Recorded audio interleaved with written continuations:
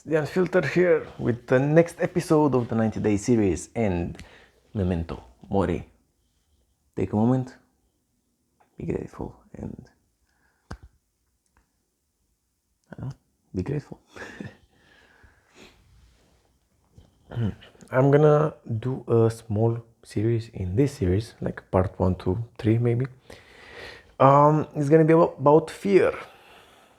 And I think that we are not talking enough about fear and about how we feel about fear. Fear is beside the fact that it's an emotion, it can be a very reactive emotion. But without getting in the terminology, and let's say you would not know anything about fear, not in learned something about fear. We all know the fight or flight response, psychology and all this. Without getting into that, how I have felt fear in my life till now. And I have felt that most of the times when I fear something, it was in my mind created for my own safety. And of course, when you're small, I don't know, might be fear as an instinct. When you grow up, you're more conscious about what you are fearing about. What do you fear,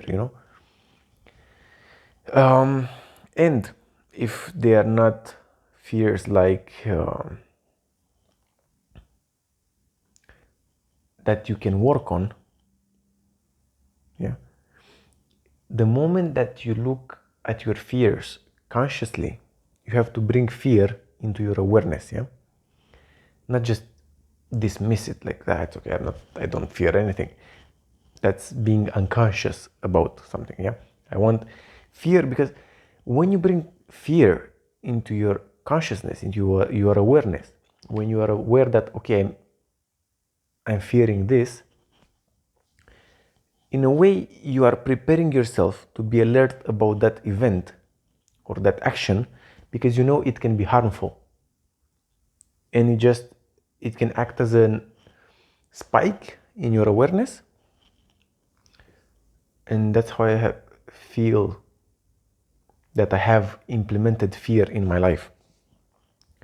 Not about screaming at something, that, like, let's say the fear of spiders or snakes or something like that, unless there is an immediate need of action. There is no need to overreact. And when you bring awareness into your fears, that's when you don't overreact. You bring a response. You're getting ready to deliver a response that can help, or just disregard the fear. I don't know, if there is a spider across the street, you don't need to overreact. Don't need to scream. But it's not okay. I fear that spider. How can I take it out of the house safely without me being harmed? And there are many types of fear. And for me, one of the most complex type of fear, your ego creates fears, and your attachments create fears. You fear that you're gonna lose something that you have attached yourself to, and that creates fear. And when you start dropping your attachments, some of your fears will go away. And one of the most complex fear that I've felt was the fear of that which I have created as my life and my idea of who I am and how I want to live. I felt that I feared spirituality. The moment I tried to go deeper in my spirituality, and when I understood that all that I have created and created about myself, about my persona, all the ideas that I felt that I am, this is who I am, but in terms of ideas of lifestyle and this, and I have this and this, yeah, I am this guy, I'm that guy, I do this and that, but those are things that I have like put in place over the years, and like, okay, this is who you see, the persona that you see. The moment I was curious and I wanted to go deeper into spirituality, my mind, I felt this, and that my mind is trying to pull me back a bit. The moment you go deeper into spirituality and you drop everything, you make this connection very loose with who you are, with your attachments, with the world, you know. And the mind is used with this organized lifestyle, yeah.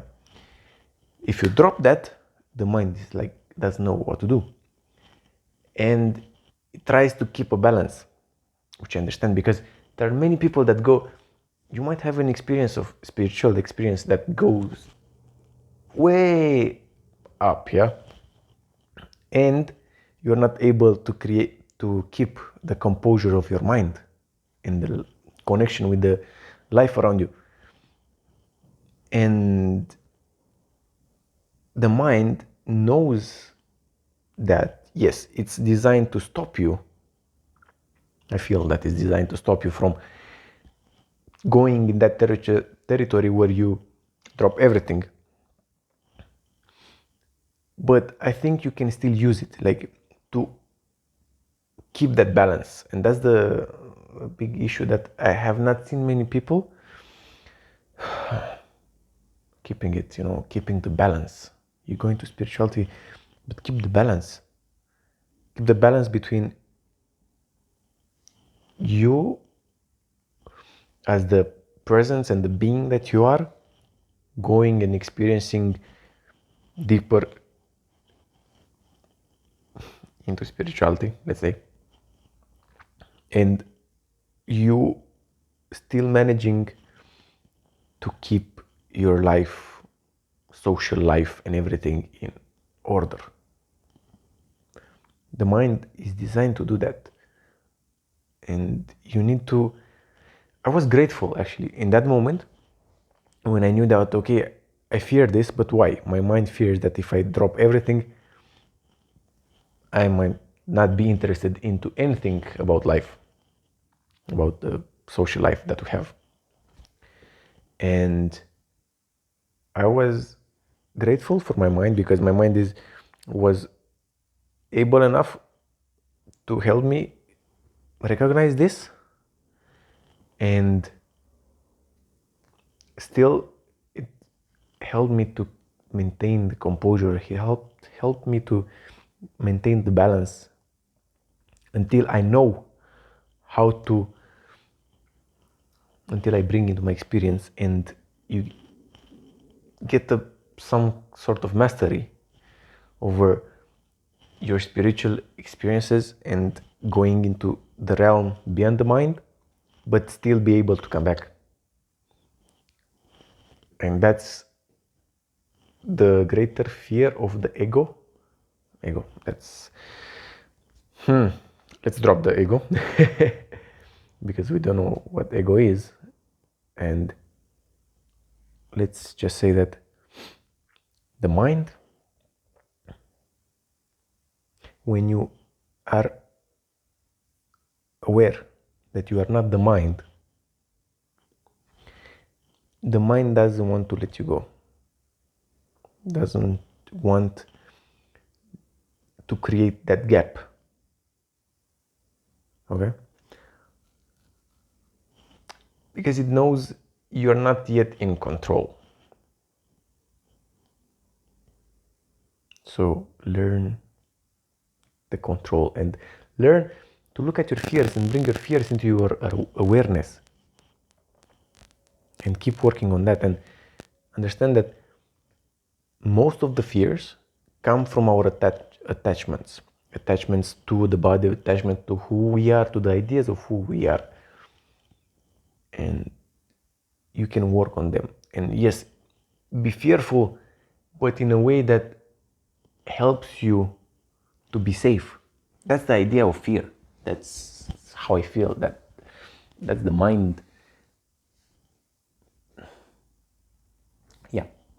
If you are not aware, if you don't bring fear in awareness, if you are just fear and unconsciously, you will gonna overreact.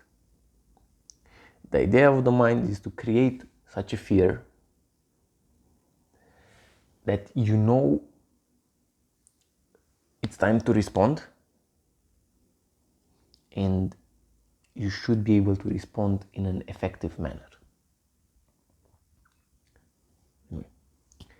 This is like the first part of the fear subject, and I'm gonna go tomorrow in part 2, which will have a different side of fear shown. Anyway, see you tomorrow.